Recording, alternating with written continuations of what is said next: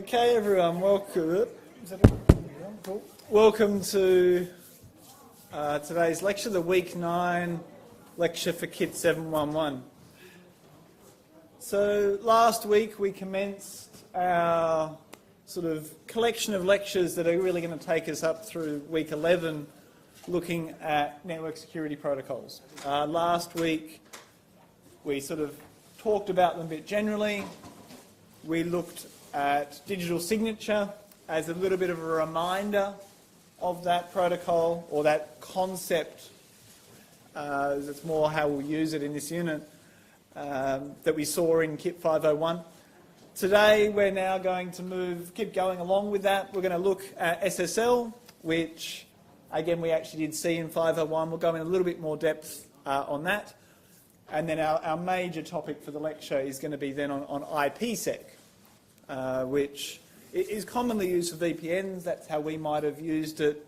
If we have used IPsec before, we've probably used it in the context of a VPN. Before we get into that, though, a little bit of a comment around assessment. Obviously, all the written task 2 tasks finish up today. Most of you have completed all of that already. There's a couple of people who have got to do their reverse feedback, which I think that ends at basically midnight tonight. So if you haven't done your reverse feedback yet, jump onto that. Task 3, which is open and actually people have already submitted, is due on May 11th. So the people that have already submitted are getting assignments out of the way so they can focus on other things. The topic selection for that ends today. I initially had it set as Friday, but I meant to have it finish today. So if you haven't chosen your topic yet, which is only a handful of you, get on that. If you don't choose your topic, when I come to mark, if you don't have a topic allocated, you're losing a bunch of marks because it doesn't actually allow you to be properly peer marked. So if you haven't chosen a topic, get on to that today. The case study, which we started last week in practicals, is due this coming weekend. Now, I initially thought about having it due on Friday, and I thought, well, it's only a very short, quick turnaround on it, because it's only a very small little assignment task. It's about, it's 500 to 700 words. So if you're on 500 words and you've got 5 people in your group, it's 100 words each almost. So it's not by any means a hard task in length. It's more about the brain power that goes into it, so it's actually thinking about your organisation or your business. So that's due this coming weekend. Again, some people with that have basically finished that already. A couple of groups last week had a draft finished in their practical, which was quite impressive. So yeah, that's due this week. Don't forget that it is a short turnaround from when we started it.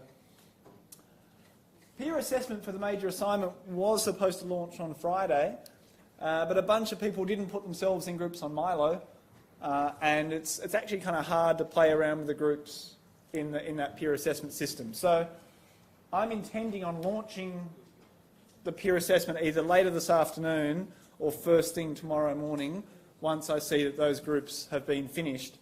If I launch it and you're not listed in a group, you're actually losing marks at that point because you're physically not being marked, therefore you get 0. So if you've not assigned yourself to a group, you should do that. Now that said, I looked this morning at all the people not currently in a group. Who wants to have a guess? Or actually, one class knows. Who wants to have a guess at what day of the week their tutorials are on? Anyone have a guess? Friday. Nope, not Friday. Friday, they all did theirs. Monday. Not Wednesday. Monday. The people we're waiting for, so we can do our peer assessment, are people on Monday afternoon tutorials. So if you're a Monday afternoon tutorial and you're not in a group yet, there's 150 other people who managed to do this and their shoot was after yours. So if you've not put yourself in a group yet, I think there's definitely some head going down shame situation. That's poor work. So please do that. If when I go to launch peer assessment you're not in there, you're not going to be in there and you're going to lose marks. That's the way it works. You've had actually literally a week. And on Friday and Thursday we had something like 6 tutorials or 7 tutorials and all of those students managed to do it. Well done to those Friday people, especially. Okay, into what we're going to look at. As I said, we looked at digital signature and Kerberos last week. Kerberos was a little bit different to what you're probably expecting in terms of a cryptographic protocol. For a start, it's dramatically different to all the other protocols we've seen in that it just uses symmetric encryption. But it uses it in an elegant way. Good cryptography solutions are usually just that word, elegant. We tend to think of elegant and we think of a pretty lady in a very nice big flowing gown and nice jewellery, and that's elegant. It is indeed. But elegant is also just simplicity and perfection, and cryptography, the good stuff, is that. It's doing its job. There's nothing wasted. Everything has a purpose. If we have extra steps that aren't fulfilling part of our goal, what we actually end up doing is introduce a step that could cause us a problem. So needless steps that don't really back up our security goal, actually can tend to be where we tend to find security holes. So good solutions are usually simple, elegant ones where everything is focused on the goal we're trying to achieve. And Kerberos is a perfect example of that. Today we're going to look at SSL, which is probably the cryptographic protocol we all use the most. Whenever we're browsing the web these days, most of the sites we're going to are using SSL. As of July this year, so a couple of months away, lots of things are not going to be listed in Google anymore if they don't have SSL. Google's basically said 2 years ago, from the 1st of July, I think it is, 2018, it might be a date in July, it might not be the 1st. If a website doesn't have SSL, they're not going to show it in the Google responses. So that's how sort of fundamental SSL has come to our delivery of content on the web. It enables us to know who we're communicating with, in that it validates who the server is. It does allow us to validate who the client is, but it means that we can also then communicate in a confidential way. So we're going to look at that. We're then going to look at IP security, also referred to as IPsec. This is, again, is fairly common. When we use high-quality VPNs, they're implemented with IPsec. We can actually have VPNs implemented with other protocols because a VPN is more of a concept than anything. But IPsec is how good ones tend to be implemented. And that's where we'll spend the bulk of our time. It's not really going to be a half and half. I imagine our first half is going to be shorter than our second half. So to come back around to last week and a little bit of context, we spoke about the OSI stack. We spoke about how cryptography can occur at different layers in this stack. Kerberos is up at the application layer. IPsec, when we get into it today, is actually at the network layer. So different layers for our cryptography help us to achieve our goals at different points in our network stack. But if we look in OSI here, below application but above transport, above TCP, we have this thing called the session layer. The concept of a session, the concept of an ongoing conversation between two parties, context about messages as they go back and forth, that they actually belong in a conversation. Just as this lecture relates to last week's lecture and will relate to next week's lecture, that's a concept of that continuum of a conversation, of me monologuing at you really. It's that continuation that actually has some meaning there. And it helps us to understand where things fit. In a network context, sending lots of packets over a period of time, knowing that these packets relate to one another is an important concept, that concept of a session. And that's where we're going to spend sort of the first half of our lecture, really.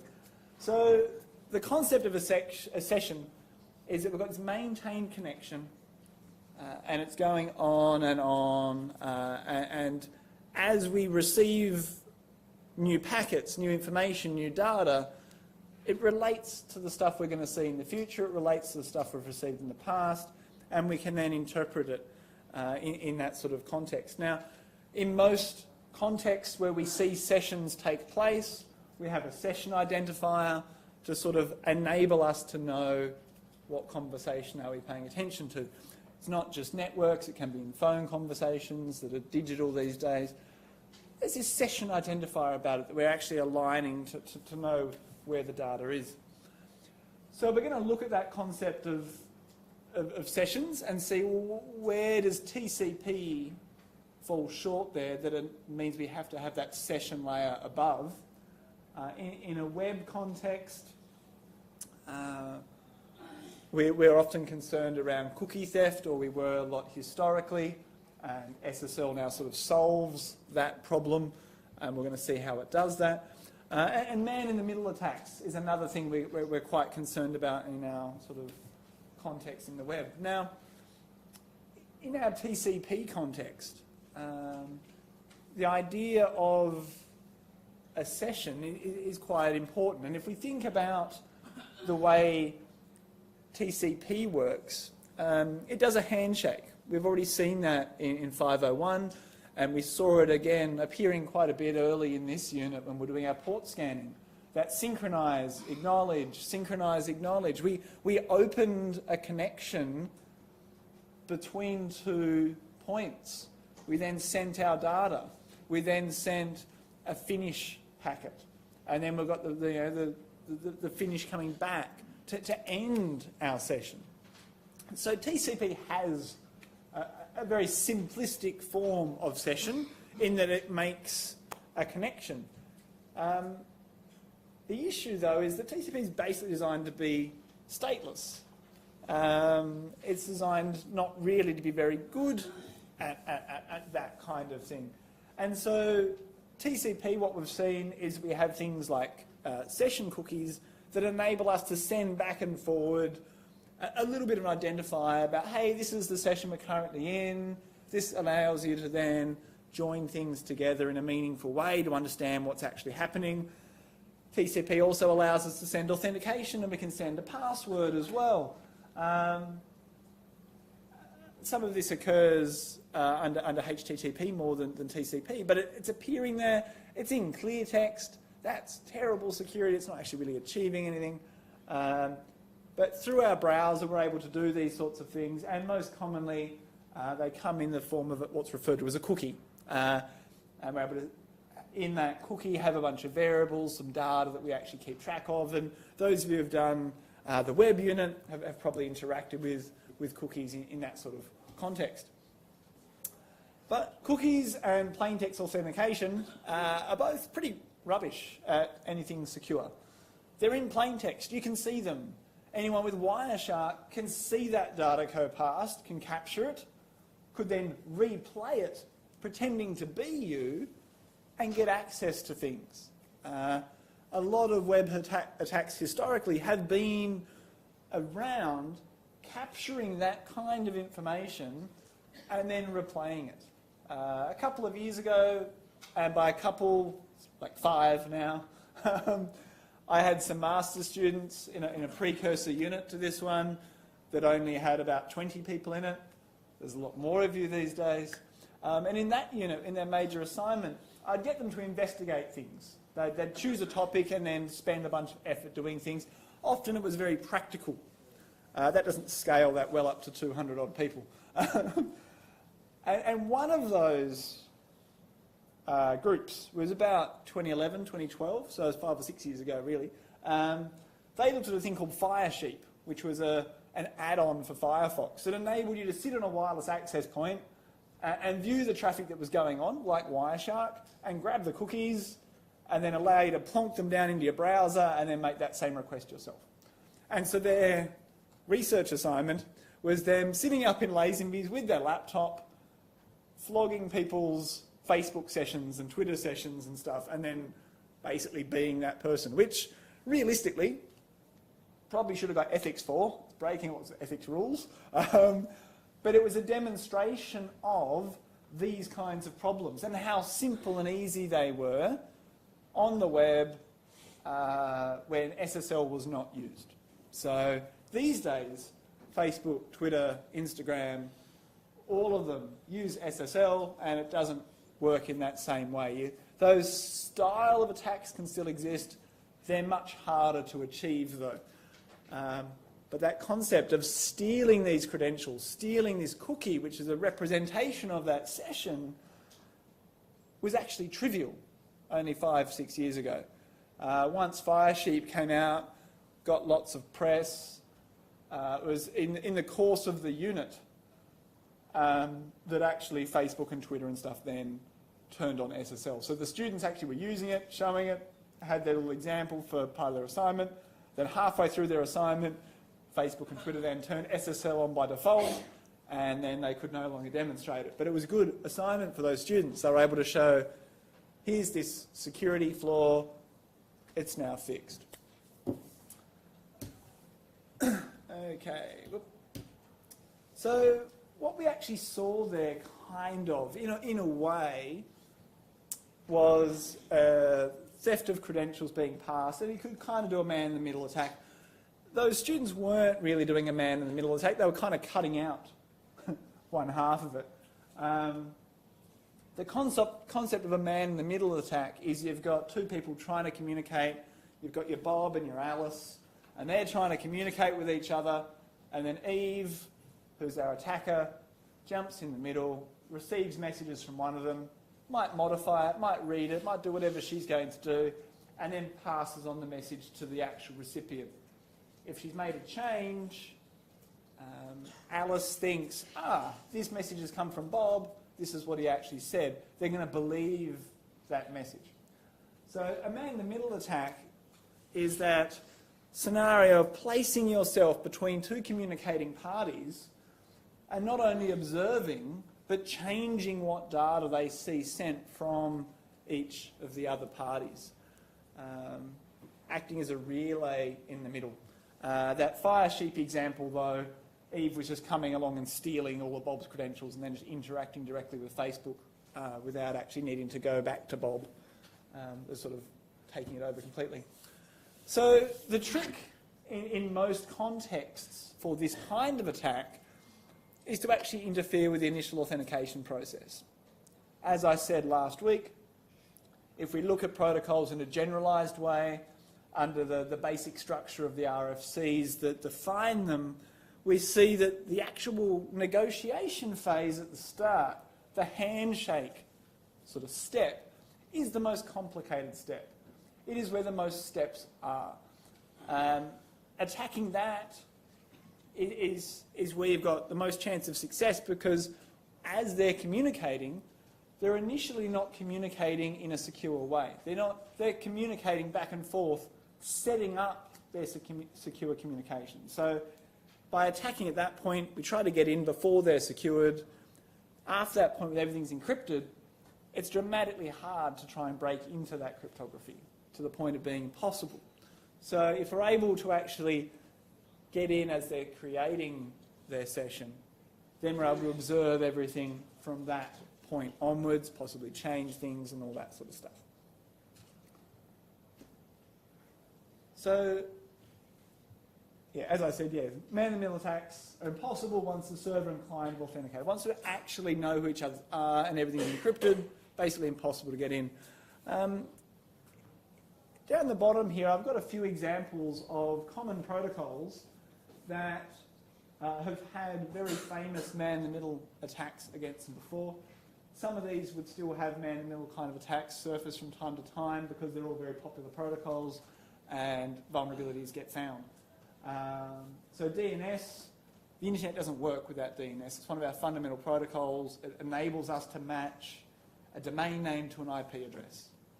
So if you're able to sit in the middle on that and feed people fake IP addresses for the destinations they want to go, you're sending them to your website, that they're going to then enter in their credentials. Maybe it's a banking website. They enter in their real credentials. You then capture it and then go log on to the real banking website. You've actually then logged that. So those sorts of attacks are pretty efficient.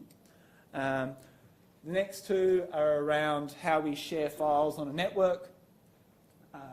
We saw a couple of SMB attacks in our penetration testing in the lab. They are examples of attacks against that protocol. So if we think about cookie theft for a moment, the cookie itself is transmitting a session identifier. It's usually also transmitting a bunch of data that's about that session. And so that's defined by the web programmer what data it's actually sending. When in the web unit you create a logon system and you then have a session that's live, and in PHP you then type those different functions like session start, for example. The moment you type that in PHP and that gets executed on the server, that actually creates a cookie. That session actually creates a cookie. So everything from that point onwards around variables that you save, you can actually save them into the session. You can also save them into a cookie through the $_cookie variable name. So cookies are very common. Every session that we have in PHP creates a cookie. It's where we store all of that data. If, as that cookie is getting sent across the network, it gets stolen, that person is basically entering into that session. They're getting access to the data in that session. They're able to view that web page as if they started that session. So that's why cookie theft is so important. You're basically hijacking the session in which was there. So cookies can have long lifetimes. We can actually play around with the cookie length in terms of PHP functions under PHP and other programming languages. They're usually not encrypted. Certainly, they're not encrypted at each end. Under SSL, we then encrypt them in transit. We can encrypt things we put into them, though. So we could actually encrypt stuff in PHP and then store it in our cookie, and that way it's actually stored encrypted in our cookie. That's not particularly hard, but the vast bulk of the time, programmers do not do that. They, these days, trust that SSL is going to secure them. So, the secure sockets layer. This is now how we overcome these sort of man-in-the-middle problems, these thefts of cookies and things like that. Now, I'm going to have a drink of water.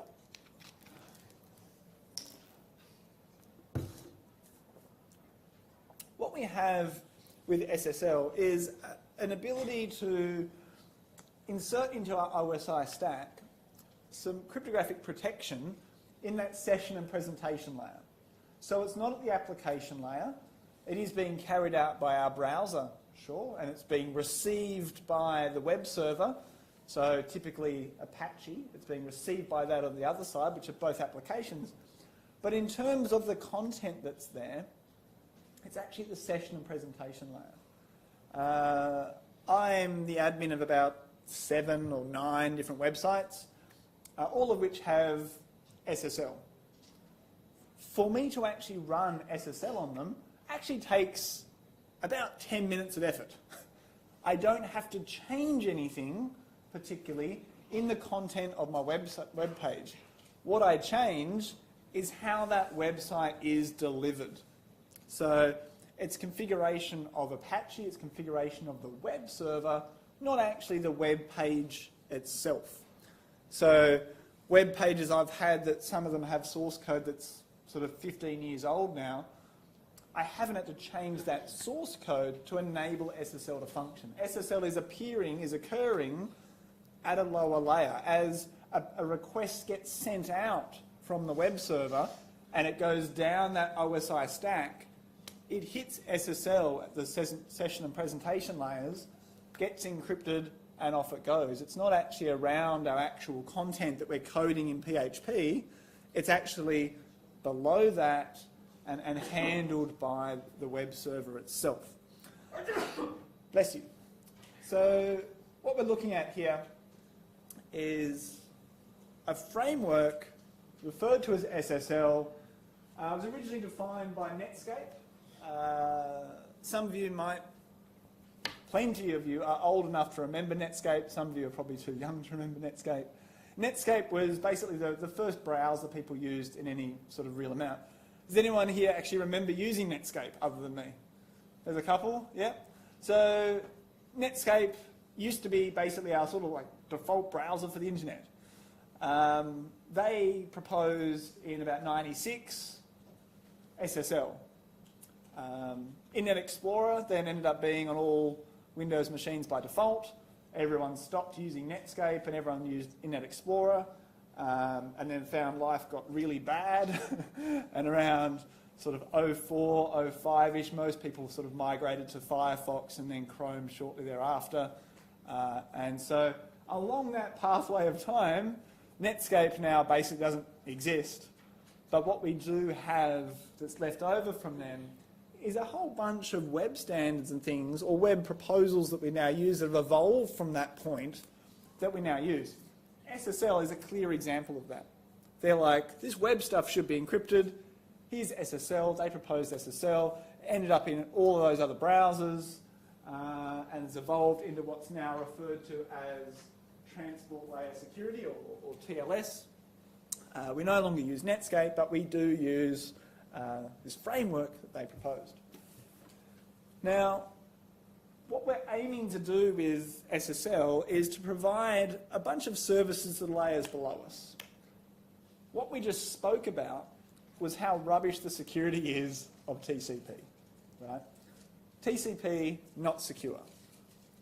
TCP is really good, though, at making sure all the transmitted data we've sent has arrived, is in the correct, the correct zeros and ones are present, that it's been rejoined back together from the various segments that have been placed back together. TCP is great at that.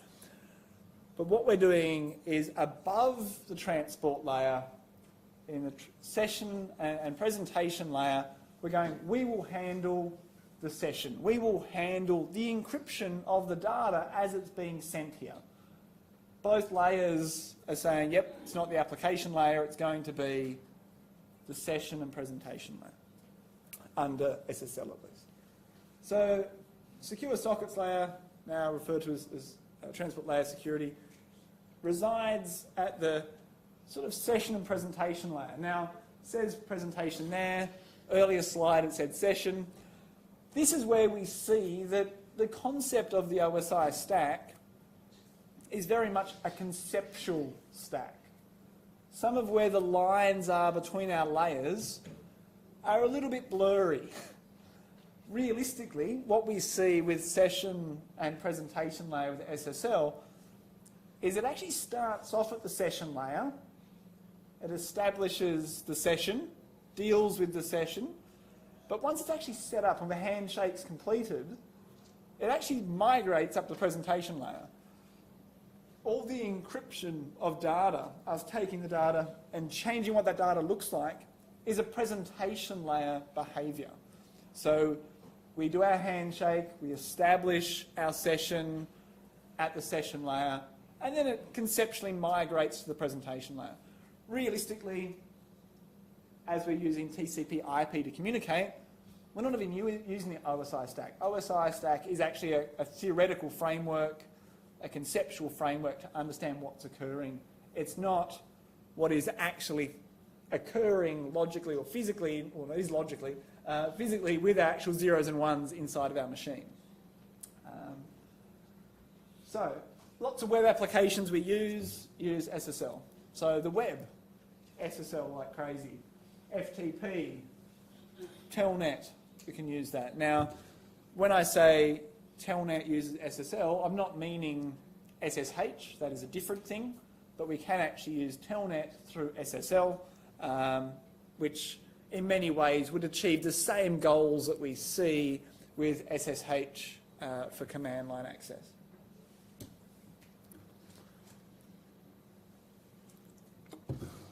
So if we strip away our actual sort of conceptual labels for session and presentation and transport, application layer, these are the actual protocols that are actually occurring. This is what is actually taking place from a practical perspective of what programs are running, what protocols are enabling us to do things. We've got HTTP, FTP, or email and SMTP, through SSL or TLS to TCP down to IP. Now, I've done an extra slash here to highlight that IPsec, our second half today, is actually the IP layer. So you can actually have all your SSL stuff from our first half of the lecture, then end up in an IPsec connection after that. And so you can actually double encrypt everything. One under SSL and the other under IPsec. Hopefully that'll make more sense at the end of the lecture once we understood what IPsec is as well.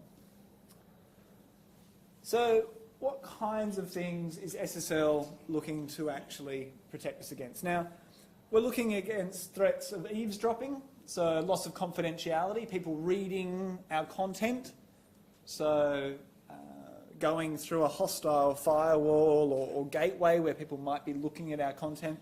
Tampering, someone seeing our message go past and then modify it and send it on its way. A loss of integrity. And then misrepresentation. So it's hitting C, I, and A, and the A it's hitting is authentication. Misrepresentation is this person I'm talking to really the person I'm talking to, or are they pretending to be someone else? So if we look down the sort of details below here, we've got encrypted communications for that confidentiality. We've got certificates to actually prove who we're talking to.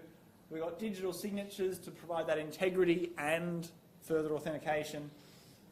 And yeah, it's most commonly with HTTP, but it can be used with a bunch of different things.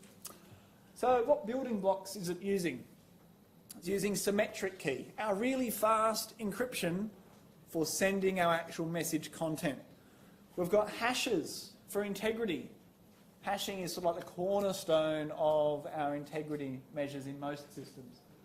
Public key cryptography, enabling us to actually exchange our symmetric keys, enabling us to sign messages with our digital certificates. So we've actually got a few of those building blocks. Digital certificates being one of the things we actually looked at last week. Our negotiation phase, we actually figure out and decide what algorithms to use, what key lengths to use, what are the keys we're using. So the actual negotiation phase is a whole bunch of messages going back and forth, deciding what details are we actually going to use. Can you guys stop talking? That random rumble from that side of the room is quite distracting. It's you two girls in there. Thank you. And then obviously once we've actually finished negotiating and getting our keys, we actually then connect, send the data we actually care about. So I'm going to just briefly touch on the steps here, and then we've got a more in-depth sort of 10 slides in a row going through the actual steps that occur. So under SSL, part of that misrepresentation side of it is actually knowing who are we talking to. If I go to Amazon.com, how do I know the web page that's loaded in front of me is actually really Amazon.com, and that it's not a rip-off of Amazon.com done by a malicious actor who's got a bit of website and they've put on a thing that looks just like Amazon, and when I've made my request to go to Amazon, they've not captured my response and sent the content in reply.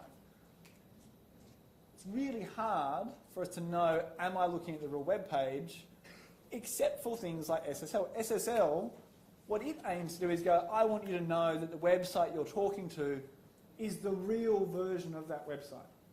That it's got a certificate to prove that the version you're looking at is really the correct version you're looking at. It's not someone pretending to be Amazon. It is actually Amazon. So it has server authentication by certificates. So in our browsers, they actually come with hundreds of certificates in them that enable us to then validate certificates when we receive them. And the main point of that is to validate SSL server certificates so we know who it is we're talking to. We can also have client certificates. Generally, we don't have these with the web, but we actually do have them in some contexts. In our Australian context, most people, when they do the tax return these days, do an electronic tax return through the Australian Tax Office website and through a little utility. That has client certificates in it. They get generated based on a tax file number. So that's, for Australians, the most common thing that they might have done that would have had a client certificate for them. But in terms of visiting web pages, fairly rare to have a client-side certificate. My wife, who's a psychologist, has some client certificates to prove who she is for when she's actually connecting through to a thing called Medicare. So when people come to see her and Medicare pays a bunch of their bill, which is the government paying a bunch of their bill, she has to use a certificate to prove that she is truly who she is, claiming money from the government to get paid for seeing the client she just saw. So that's probably another common scenario we see where you've got doctors and dentists and psychologists and stuff who have certificates to prove who they are to get paid from government. Except for that, most of us don't tend to have client certificates for things particularly often, under SSL at least. We've got these two things. We sort of prove who we are if we're going to. Once we've done that, the client and the server cooperate to actually generate our session keys, our symmetric keys we're going to use. And then after the handshake, we do our data transfer. During this phase, we actually end up deciding what algorithms we're going to use, what cryptographic ciphers are we going to use. Historically, SSL would allow you to negotiate down to pretty weak ones. Under version 2, it would allow you to negotiate to null, the null algorithm, which is basically no algorithm. So that was a bit of an issue with that historically that they fixed. These days, as we look at more recent versions of SSL, you're able to be fairly strict as to what algorithms you're willing to accept to use to communicate. So that you say, my minimum algorithm is this one. Anything below that, I'm not going to accept. That's what I was just talking about. Okay. A fairly interesting part of this, and we'll see this as we go through the longer version, is the way we actually get our session keys set up. So both parties in this are actually going to generate some random data and then encrypt it and send it to the other party. So that as we go to generate our session keys, we're actually generating them off some data being randomly generated by both parties. So the server and the client both end up generating some random data to then use as part of the keys that they're going to use to actually communicate moving forward. So when we go to communicate with a website we want to buy whatever it is we're buying, or we're connecting to Netflix and it's going through SSL, when we actually go to make that connection, it's not remembering the session key we had yesterday, it's not using the symmetric keys we used previously, it's for that brand new connection. It generates brand new session keys, brand new symmetric keys to use just for today, just for this session. And that's why we've got this random generation. We want our keys to be different every single day. That way we don't have key decay over time. We're not using the same key over and over and over again. We're using new keys for new sessions so we don't end up having the problems around key decay that we talked about in Kit 501. So once we've generated that data and send it back and forth, we then generate a master symmetric session key that we then use to generate some other session keys as well. All right, so we're going to go through in detail. So step 1. This starts from the client side. The client's like, I want to go to Netflix. That's what I want to do. So the users say, I'm going to go to Netflix, and it connects across to the server saying, yep, let's communicate. My owner wants to Netflix and chill. So the client sends the server the client's SSL version number, some cipher settings. These are the protocols I want to use, some randomly generated data, and other information the server needs to communicate using SSL. So up until this point, the server's just sitting there. The client initiates it. The server sends the client the server's SSL version number, cipher settings, some randomly generated number, and other information the client needs to communicate. The server also sends its certificate. So there we see that it's going to be starting that authentication of who is the server being communicated with. If the client is requesting a server resource that requires client authentication, it requests the client's certificate. So we've gone each direction at this point. It's all been in clear text at this point. Nothing has been not in clear text as yet. The client uses some information sent by the server to authenticate the server, which in this case is the certificate. If the server cannot be authenticated, the user is warned of a problem and informed that the encrypted and authenticated session cannot be established. So after it receives the certificate, it validates it. Is this a valid certificate? Is it signed by an authority I already trust? Has it expired? All those sorts of questions, it deals with that. Using all data generated in the handshake, so I'm choking. Using all data generated in the handshake so far, the client, with the cooperation of the server, depending on the cipher being used, creates the pre-master secret for the session, encrypts it with the server's public key. So now we're starting to get some encryption occurring. And the encryption that's occurring is based on the server's public key.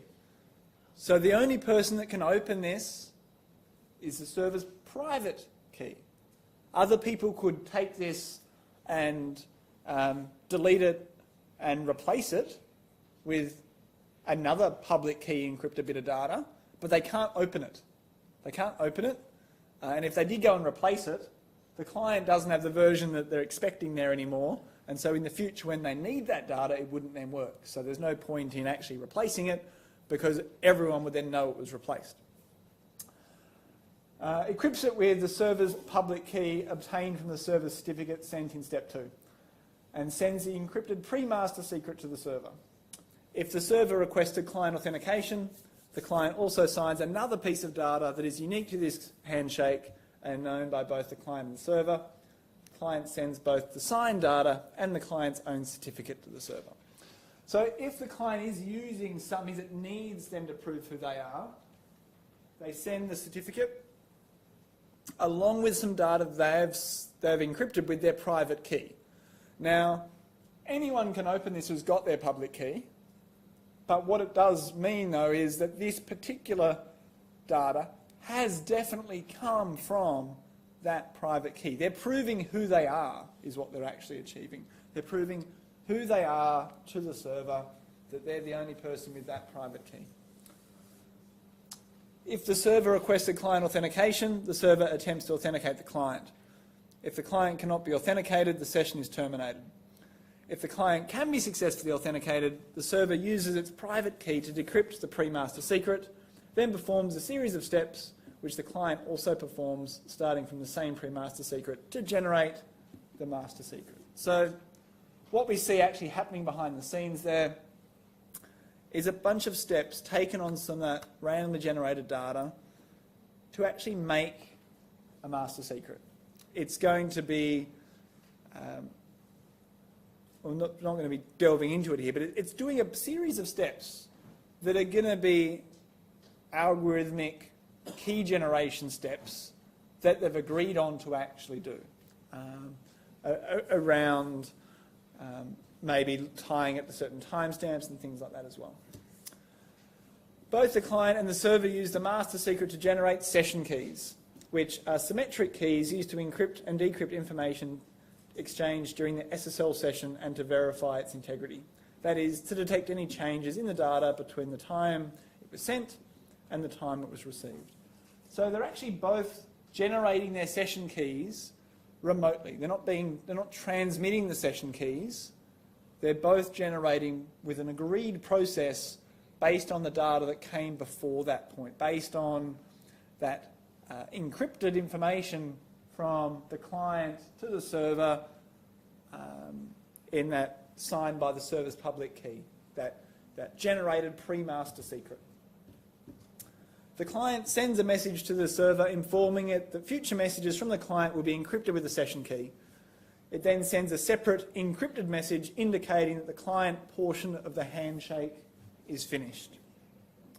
So it's sending its first encrypted message with the session key, but it's also sending its final unencrypted message saying, yep, I'm done. I'm ready to talk encrypted and no other communication. 8, the server sends a message to the client informing it that future messages from the server will be encrypted with the session key. It then sends a separate encrypted message indicating that the server portion of the handshake is finished. So both of them send this same sort of message back and forth saying, I'm done talking in clear text. I'm only going to communicate now in an encrypted message. And that first message they send that says, hey, my part's finished, it's known content. Both of them are expecting to see that. So if they happen to get a message that comes along here that's supposedly encrypted in the session key and they open it and it doesn't contain what they think it's going to contain, they go, this is nonsense that's come out. They then know they haven't generated the same session keys. They're able to know at this point with these messages, this first encrypted message I got has come and I'm expecting it to say that they're finished clear text, but actually I can't understand it. That means I haven't decrypted it successfully. Our keys are not the same. And the last step, the handshake is complete. The SSL session has begun. The client and the server use the session keys to encrypt and decrypt data as they send it back to each other. So this is just now wrapping up here. Under TCP, we had the concept of sessions. They're not particularly implemented by TCP. They're kind of occurring higher with cookies that are more of a HTTP concept. But cookies and plain text authentication as well, again, HTTP there, is in clear text. It's able to be stolen quite easily. It's not really providing any true security from anyone with any skill. It's only giving sort of a bit of an illusion of security, really.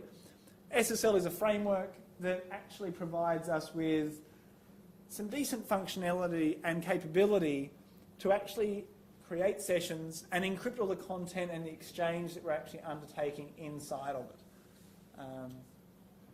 All right, we'll stop there for 10 minutes. We'll start back up at 1 minute to 12, and we'll be looking at IPsec.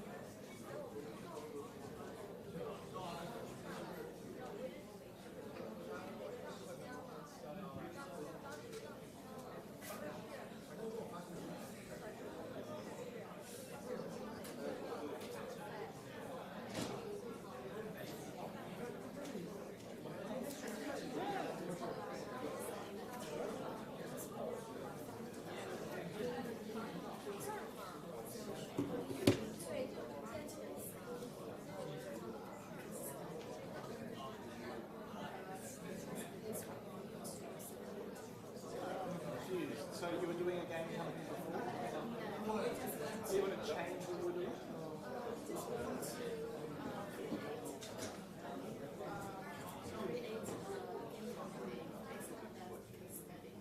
Oh, so you're basing on a real one? Yep, it's fine. I mean, at the end of the day, you're not going to know everything about that game company. Yeah, but you're not going to know everything about it. So your case study is still going to be a bit different today. You're going to, because you, not because worry about plagiarism, it's purely for you to do a good policy, you need to have information about the company. If you're basing it on a real company, you don't actually have a lot of information. No, not at all. Most things are completely. It might be easier to go, oh, this company, this is kind of how big they are, we can use that as a bit of a model. But no, it doesn't have to be a real company at all. No. But 99% of them are all completely fictional, no one's basing on it. That's the entire point. Yes.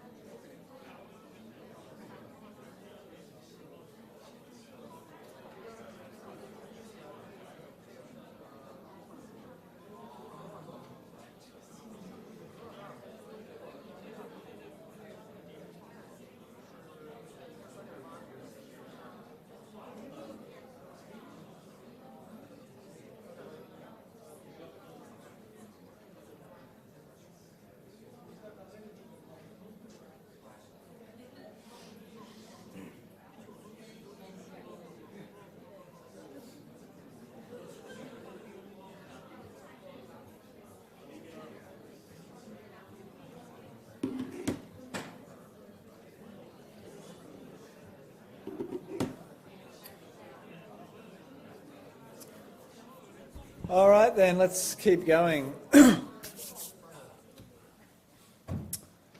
Okay, so we've seen a little bit up until now about TCP.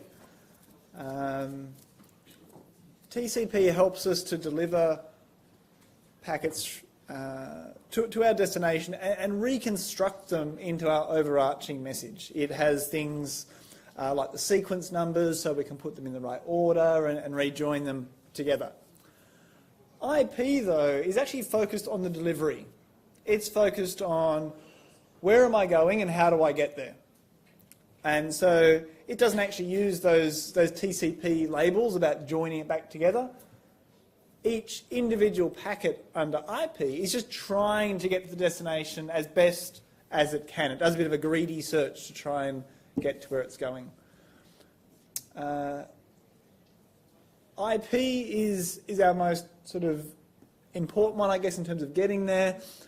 In terms of actually being reconstructed, though, TCP plays that very important role.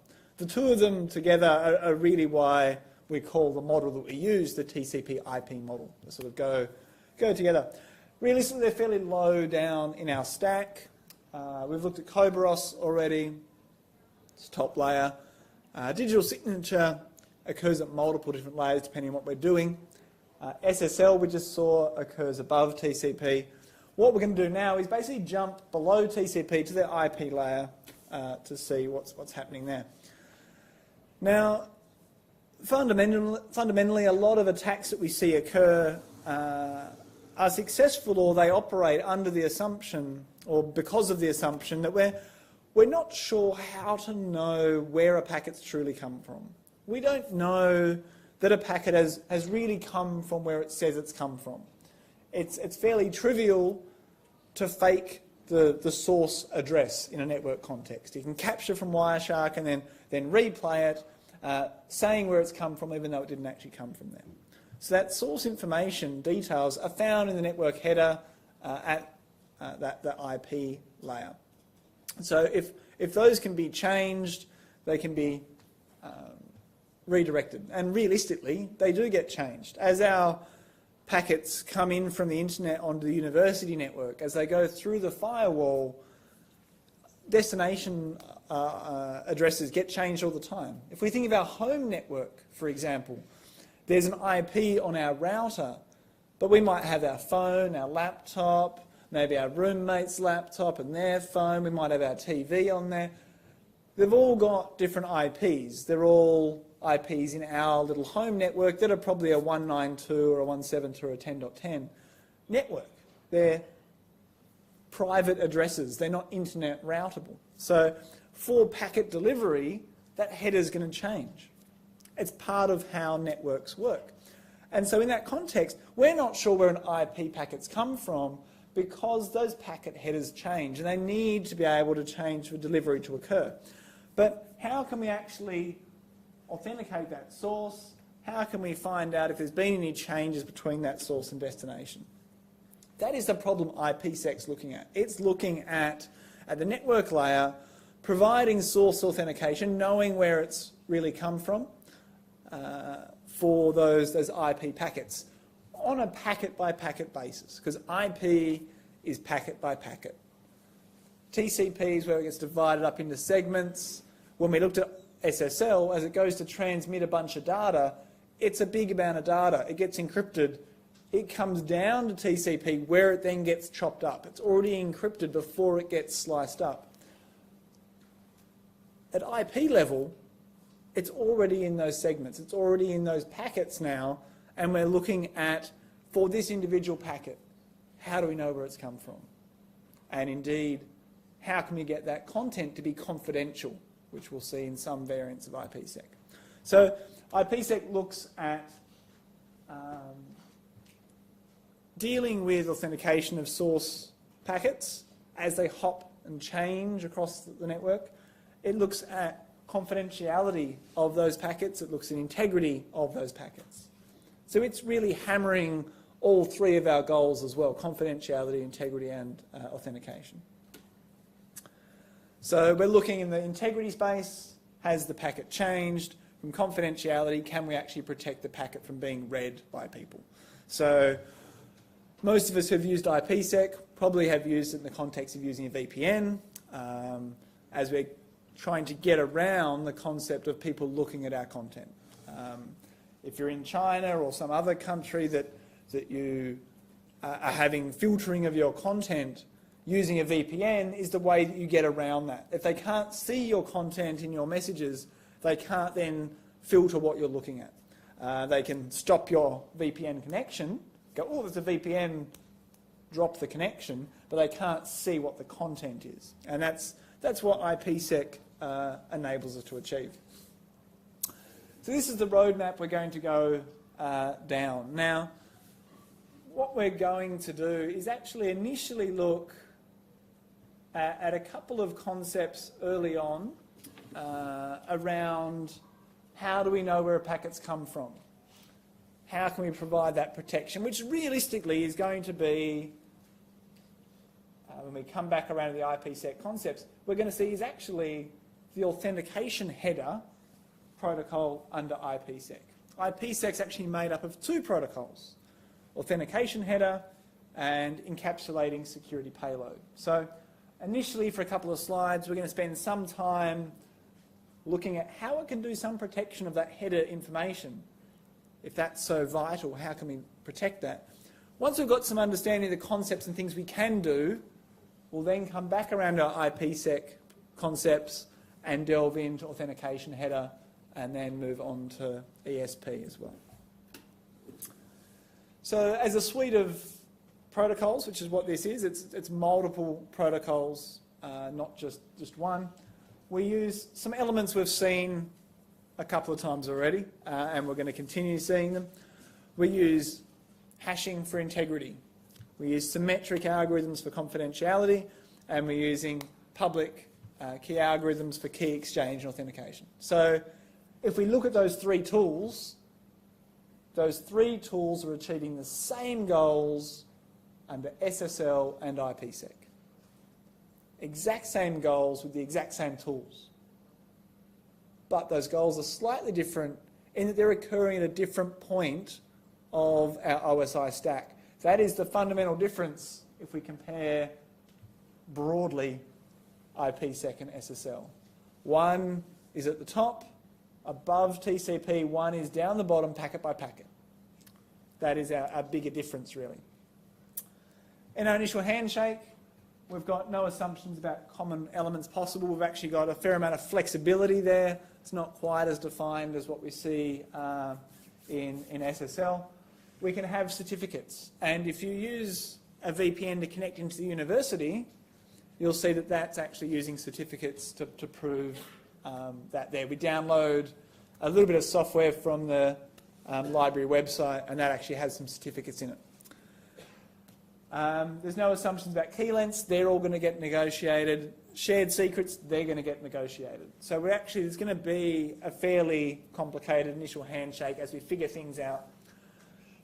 If we don't have any certificates, what we end up doing is we use Diffie-Hellman or Oakley key exchange. So Diffie-Hellman was our original public cryptography that was from the 70s in origin, where we're generating data and sending it, they're generating data and sending it back, and it's around prime numbers and those sorts of things and the factorisation of them.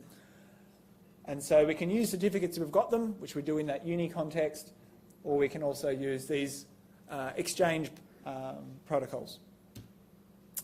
So IPsec uses HMAC, which we saw that in 501, for integrity and source authentication. So HMAC is a integrity check. It's a hash, but it's an authenticated hash. So HMAC, we do our hash. So let's say we're hashing this. We're doing a hash of this, but what we actually do is we add our password to that, or our secret to that, it then gets hashed. So at the other end, if they've got the same secret and they receive the data, they can create the same hash. And they know the person who made the hash had to have the data and the secret to produce that hash. so you know who sent it to you is the person who's got the secret. HMAC's a very simple little protocol. If you've forgotten how that achieves what it's achieving, look at the resources on Milo. So the initial handshake under IPsec actually sets up what we refer to as a security association. So as we're making connections, we might actually have a few of them or a few relationships, but certainly on the other side, if we're communicating with a gateway, they're going to interact with more people than we are as a user. And so they need to know, as these packets come in, which connection, which person am I actually talking to? And the security association is how they actually figure that out. The security association is basically a number that then relates to all of the things we're going to negotiate. What algorithm, what keys, what certificates. And so when a packet arrives, it actually claims a security association and says, I'm security association 47 or whatever. And then the server or the gateway or the other host, whoever it might be, can go, okay, pulls up security association 47 and goes, here's the certificate, here's the keys we're using, this is the algorithms, I can now deal with this message. If it claims the wrong security association, none of those things are going to work. The keys won't decrypt it, the key lengths might be different, the algorithms might be wrong. It allows very simply in a header, in a very rapid little way of communicating, saying, this is the details to look up. So, coming back away from IPsec for a moment and just looking at it going, look at the problem, look at what data we have that we could feed into a HMAC is what we're going to look at really to see how can we actually achieve authentication of a packet and to therefore know that it has come from where we think it is. So as an IP zooms around the internet, it changes from hop to hop. It's said where it's just come from, it's had time to live has changed, it's, especially under IP version 6, it's recording all the places it's been. That's allowed in IP version 6. So the IP labels change. And so what we need to do is provide integrity of this thing that actually possibly changes. And so we actually have to pick and choose what things we're going to be dealing with. So some of the values stay the same. They're what referred to as being immutable. They don't change. They're the same when we send them as when they get received, unless someone's done something malicious in the middle, unless someone's modified it against our wishes. So some things should remain the same unless there's been an attack. Those things are our immutable values. Some of them do change. And some of them, like time to live, are based on how long has that packet been alive. If it's going from my phone to, I don't know, another thing on campus, that time to live is not going to change very much. Hasn't gone very far. If it's going from my phone to Germany, the time to live is going to change dramatically. That packet's going to take a couple of seconds to get there, as it's been routed halfway across the globe. So some fields will change. We know they're going to change. They have to change for it to function. Those are our mutable fields. The fields, most of our interaction at this point in life with the word mute, especially as international students, might be that we've seen mute on remotes. And we go to tell the TV to shut up, we press the mute button. Mute means to turn off. Immutable, we can't turn it off.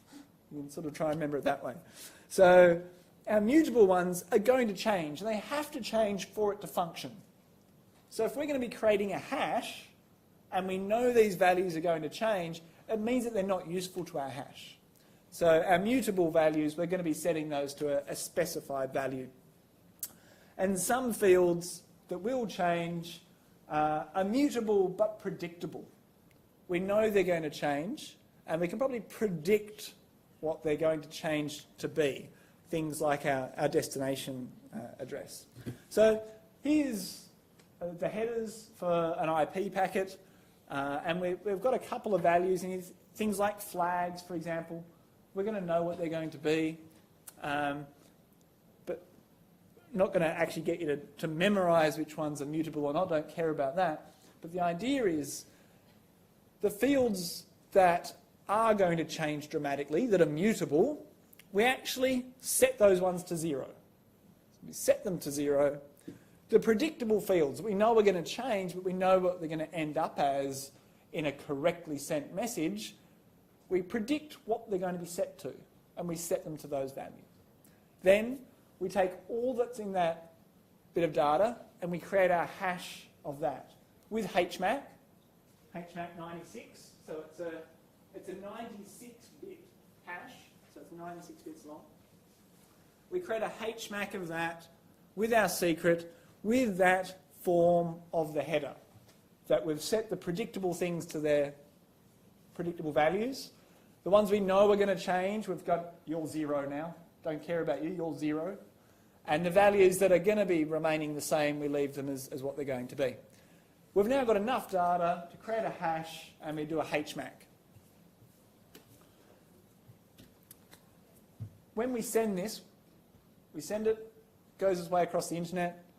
The person at the other end gets the real header, and mutable values are like, ooh, that's a mutable value, set to 0. The rest of them should be what they should be. The predicted values should now be their values. The values that shouldn't change should still be those values. They are then able to create their HMAC and compare it. If they match, then they know it's not changed. If they match, they know it's come from who we think it's come from, because the secret was included. Their secret was added to the hash, which in this case was the bottle cap. It was added to the data, and they're able to know that this message has come from who they think it has come from. So that's using HMAC on an IP header, a key building block that we've got. Now, replay tags are important. In that previous context where we were sending stuff, it wouldn't be that hard possibly to try and replay one of those to try and get a bit of data out of it, possibly. And so what we actually need to do is actually have a little bit of information there that can stop replay attacks from occurring. So as the IPsec protocol adds its own header here that includes the HMAC value we've just done, it also adds a sequence number. So that as we're communicating, we're sending lots of packets, all with their own HMAC, we also include a sequence number, so that the user at the other end, or the server or the gateway at the other end, knows as the packets arrive, the sequence that they're there. So if they've actually got packet 47 and another packet 47 arrives, apparently that's today's number, I don't know if it's from Sesame Street or not, it arrives, they go, oh, I've already seen this packet, I know this is fraudulent, I can ignore that packet, I can tell it to go away. The sequence number allows that replay attacks are not going to work. And so IPsec has this concept, not a very complicated concept, it's used lots of places as well. We've got this window of sequence values. We're able to count up to a number. Any duplicate numbers we've already seen get rejected. Any values outside of our window get rejected. So we're looking for the next number in the sequence within a certain threshold as we sort of build up all of our packets. So as we go forward in time, as we receive packets, we're then filling in the blocks. If we get one from out here, oh, it's too far away, it can't have been sent yet. But things inside of our window, our acceptable window, we're expecting that different packets might arrive out of order. This window size allows us to then keep track of it. So it's a 32-bit number, so it's a fairly big number that the frame can cover. But our actual window size is not that full 30-bit number, it's a smaller section on that. So we're able to deal with replay protection. Okay, so that's two little building blocks that we've seen. Nice little sequence number and HMAC. Two nice things that allow us to go, okay, this is starting to produce into what could be useful on authenticating where a packet's come from and knowing that it's actually arrived, or knowing that it's not a replay. So, coming back around to some practicalities then. What is IPsec? IPsec is software that has to be installed on both ends. Has to be on our laptop if that's what we're using to communicate, and the gateway that we're then communicating with. Because what it's going to do is take the packets that we're sending normally and adding stuff to it. Goes across the network, arrives at its destination. Then, as it arrives, that extra information is taken off. It's used to validate that it's real. It uses it to authenticate that it's come from who it's come from. And then what is left after that is a normal packet it can then process. So we're adding to the normal TCP/IP stack, and we're adding in this IPsec thing. So we're having to add software at our gateway and at our host to actually enable this to occur. It's actually a concept and really a framework of a bunch of protocols that can hit a few different goals. And we're going to see that it's got two different protocols with two different variants inside of it, so it can go do 4 different things. And realistically, the kind of protection we choose depends on what we're actually attempting to achieve. So let's look at a few little concepts. What protection do we actually want to provide? And we'll look into some of the options there. We want to look at, do we want to actually authenticate the packet contents, or just the header labels, or both? Do we want integrity on the packet content, or just the header labels, or both? Do we want confidentiality of the packet contents, labels, or both? Now, some of you might be going, we'll have all of it. It's got an option for that. But we don't necessarily always want the most complicated, most secure thing. If we're operating in contexts where that's not needed, and all we're doing is actually slowing down our network traffic, slowing down and adding complexity to our transfer of data, then we're not really achieving anything useful. It's security that's holding us back. So it's around aligning our security goals to the solution that we actually have in front of us. So in terms of thinking about what we want to protect, this is about what's our network pathway. Are we actually protecting two things between two different gateways? And so it's not actually particularly based on the individual hosts, but it's actually between two gateways. And so as hosts inside of each network go to communicate with each other, the gateways actually protect that bit of traffic. And so it's, instead of going over the normal internet, we're actually giving it IPsec for that transit between these two gateways. And it might be completely transparent to the user whose packet is going between these two gateways. So 2 different branch offices for a company that have better communication between them might want to know that the content moving between the 2 branch offices is really coming from where it's coming from. Remote host to trusted network gateway, so the dial-in user. Often when I've taught in China, I've connected back to UTAS via VPN for sending internet traffic through. I've used a bunch of VPNs, and so if China's blocking a certain VPN, I jump to a different one, as you do. And so one of the ones I might use then is just bounce off UTAS. It actually tends to be a slower option because my traffic's largely going in the completely wrong direction. It's going from China to Tasmania to Europe or America. It's like, oh, let's go the long way.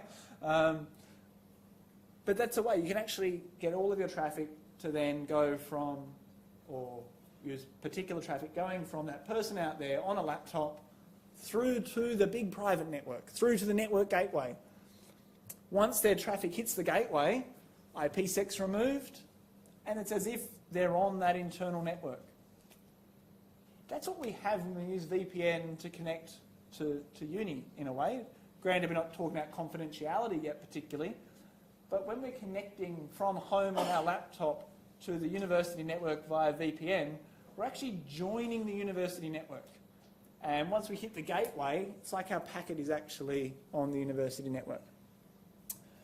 From a host inside a trusted network to a host inside the same or another trusted network. So going through firewalls, jumping from one network onto another and trying to get out and about. From a remote host to remote host. So we're trying to have security between two different endpoints without there being particular gateways, although realistically, in that context, they're both each other's gateway, really. From a host inside a trusted network to another trusted network gateway. So there's a few different ways we can draw the lines here. We've got a little diagram here. So we could have two different gateways talking to each other. We could have this host here trying to communicate with this gateway, or this host here trying to communicate with this host, or it could be this guy is out and about, coming back. There's a bunch of ways we could draw the lines, and that then results on what kind of protocol we end up using to achieve things. So the example is actually on the slide though. Student working from home, going through the university gateway to get to a Lecture8 or one of the other university servers. The idea with IPsec is that this joins us to the university network. If we look at our packet that's being sent here, we've got our normal IP header, an IPsec header, and then our secure payloads. This one's got ESP, it's got confidentiality on the packet content. That's what's going across the internet. Once it actually hits the gateway though, this header is going to be removed. The payload is now going to be unencrypted. And if we look down here, normal payload, it's not greyed out anymore. It doesn't say secure. And we don't have our IPsec header anymore. We've got a normal IP header. It's been sent from our remote host through to the gateway. The gateway's removed the IPsec, and then off we go. So IPsec's not just one protocol, it's actually a couple. It's got two main services that operate in two different modes. So we've got four options with IPsec. We've got authentication header, and we've got ESP. Now, the authentication header is actually around authenticating the header or authenticating the header and the packet content. ESP is around confidentiality of the packet content and the header, depending on what we're wanting there. So we've got ability to encrypt different parts of it or all of it. As I've already said, it works at OSI level 3. It works in IP version 4 and IP version 6. And our coming diagrams over the next couple of slides will actually have the IP4 and IP version 6 sort of diagrams of what those packets are.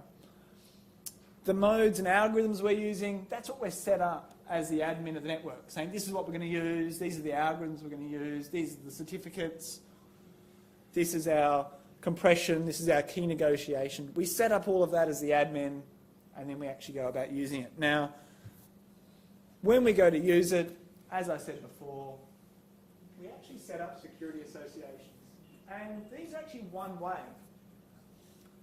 So if we're communicating two ways, we actually need two security associations. So if we're just sending content, we get one.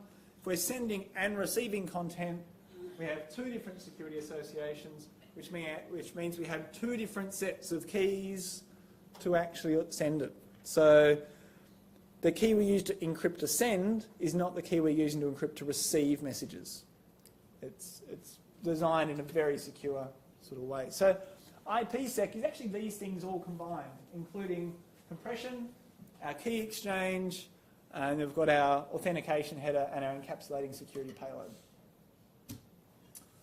So, as I said, security associations, one way. We do our handshake, establish our keys, establish our key lengths, and we set that up. So that's one way. If we're sending and receiving, we go both directions. We end up with two security associations.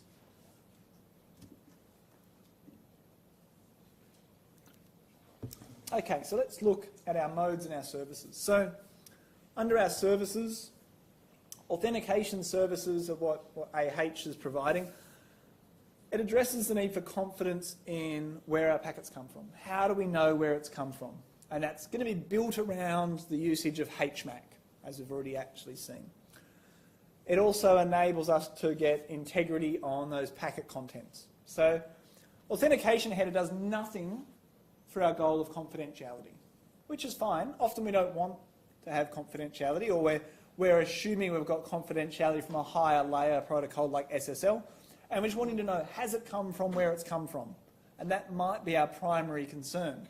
If we do that, using using authentication header, we actually have way less computational overload by doing that. Encapsulation services is when we're looking at confidentiality and we're wanting to make sure our packet contents can't be read by anyone, and wanting to sort of also deal with any analysis of our traffic we're sending. So we can also deal with, in that context, some confidentiality of our packet headers as well. We've got two modes. We've got transport mode that does not hide final delivery details. It goes to the final destination. The IP listed on transport mode is where that is going. Tunnel mode hides the final delivery details. It's hiding that final IP it's going to. It's going to the gateway, but not the host it's talking about going to. So when we're using a VPN tunnel, we're in tunnel mode. We're connecting through to another location. Our packet's going to emerge at that location and go to the real destination, but the IP that's actually seen on the outside of the packet is that VPN exit point, not the actual server we're going to after that. So transport mode, we use that to deliver from host to host, usually in the same network, or host to gateway. Tunnel mode, this has always got to end at a gateway. It can't end at a host if we're going to be hiding the final destination. The final destination is a host. Therefore, if it's going to a host, it has to be transport mode. If we're not going to a host, we're able to then use tunnel mode to hide where we're really going.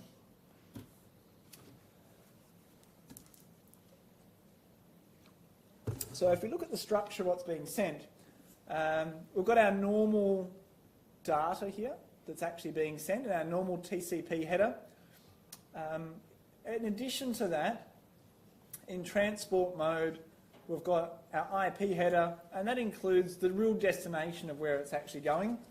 And we've got our IPsec header here, which is where we'd find our HMAC and our sequence number and those sorts of things. In tunnel mode, our IP header here on the outside doesn't have our final destination. It's got the gateway that we're going to. That obviously from that point our packet's going to go on further. We have our IPsec header. We then have our real IP header on the inside along with our data. So this here could all be encrypted and not visible at all to other people. They would just see these two things in the clear. So authentication header. What we're doing here is using a secret key with HMAC to actually authenticate who we're communicating with. It's a shared secret, so that means it's refutable authentication. We don't know for certain that the person we're talking to, we don't know for certain after the point who sent the message. It's one of the two people who sent the message. It's refutable. One of them can say, I didn't send that.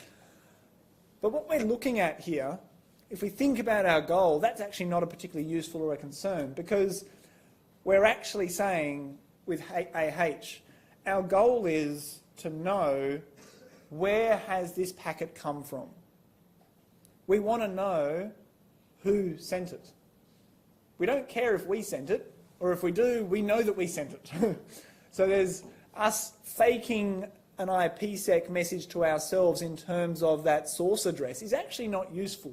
It's not actually a security problem in that context, because we know who we are, and so if we received the message signed with a shared secret, we know it had to come from the other person. If we're fake sent it to ourselves, there's no value for us. There's no actual benefit there. So HMAC in this context with shared secret, it achieves our authentication with symmetric encryption, which is lightning fast. So we get nice, fast, Granted refutable, but that's okay. It aligns with our goals around the IP header. It can also be used to do our packet content as well if we chose that as well. So it's end-to-end versus end-to-intermediate. So we can go from a particular host all the way through to a server, and that way the server knows it really came from here, and this one knows it really came from the server. Or we could go through to a gateway, and that way the gateway only allows packets onto the network that it knows where it came from.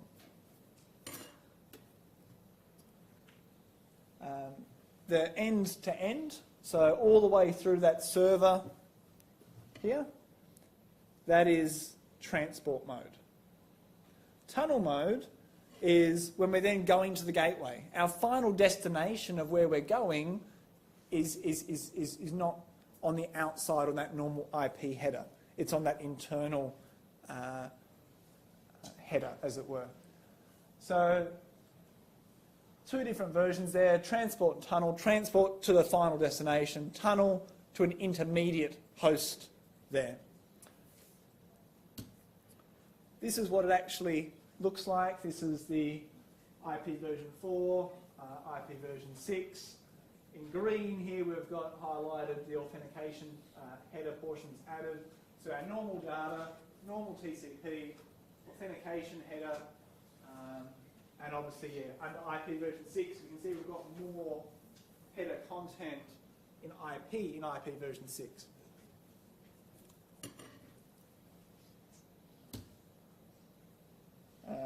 So that's transport mode, sorry, I should have said that. Transport mode, tunnel mode. So in tunnel mode, here we've got our original IP header, our true destination. This is the gateway destination in that one.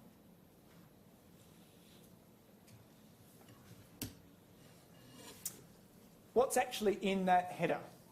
So a big part of it is our HMAC.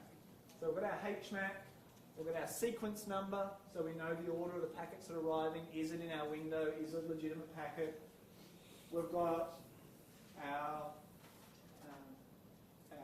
SPI, which is relating to our security relationship. I think it's called. Does it say there? I've gone completely blank on the name of it. Have I forgotten the name of that? Security association. Association was the word I couldn't think of. So this is where we find the details for our security association. So this is just a number. This is us saying a number.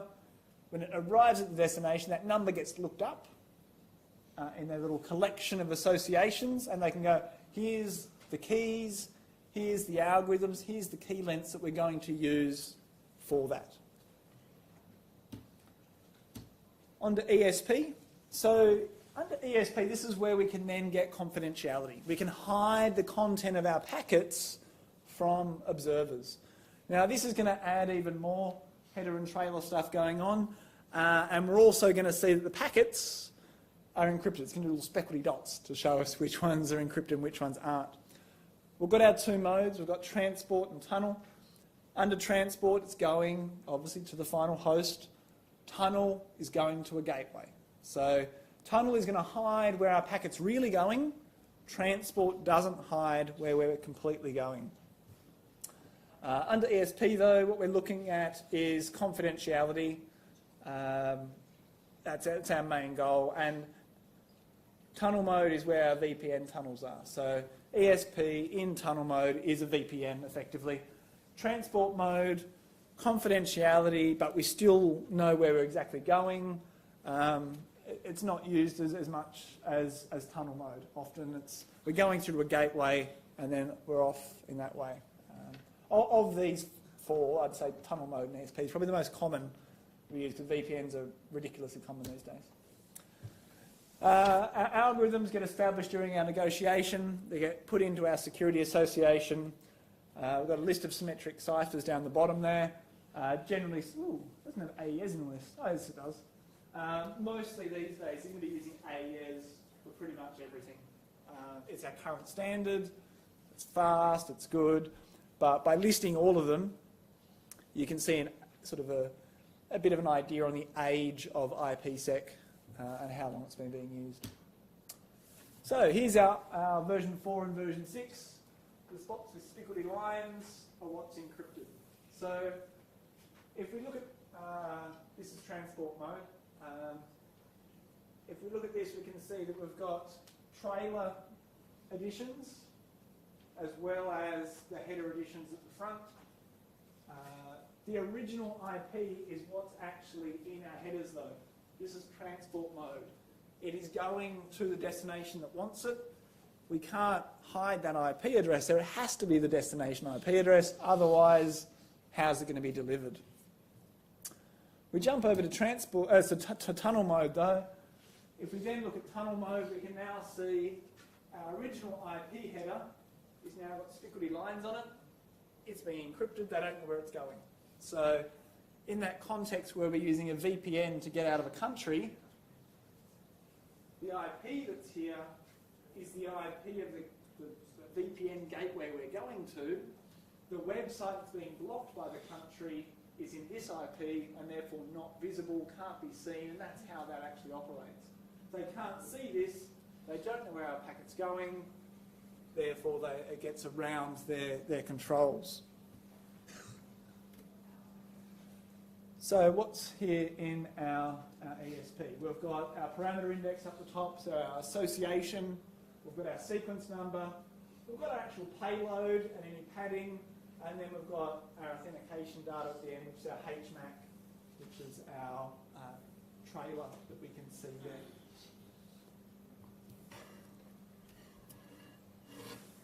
I've already said that enough, I think. All right, so into summary. IPsec's a very strong and powerful protocol, and I think as we've come through today, looking at both of these, my weird description of elegance at the start with the pretty lady with the fancy dress and the jewellery hopefully makes sense. I think as you looked at IPsec, it's quite simple. It's using very powerful tools in fairly simple, easy to understand ways, but the strength of it is because those underlying algorithms are strong, that Oakley Key Exchange and Diffie-Hellman aren't broken, and that AES is a really strong symmetric cipher, means that if those are your building blocks, it doesn't matter who's trying to get into it, they're not going to be able to break that cryptography. So by using them well with good keys, we then produce something that can't be broken. Now, that relies on us having good keys. In these sorts of contexts with IPsec, with SSL, it's generally the case that we don't choose our keys. We get the computer to generate a strong key for us. If we were choosing them and it's based on a password that's 8 characters long, it'd be easy to break. Instead, the key lengths are long, 64 characters, those sorts of things, can't then break that cryptography. It's all based in IPsec at least for the quick lookup, the quick usefulness of it based on that security association. It's just got that number there. You rapidly look up the number. Oh, these are the certificates. These are the keys I know. Let's decrypt the message.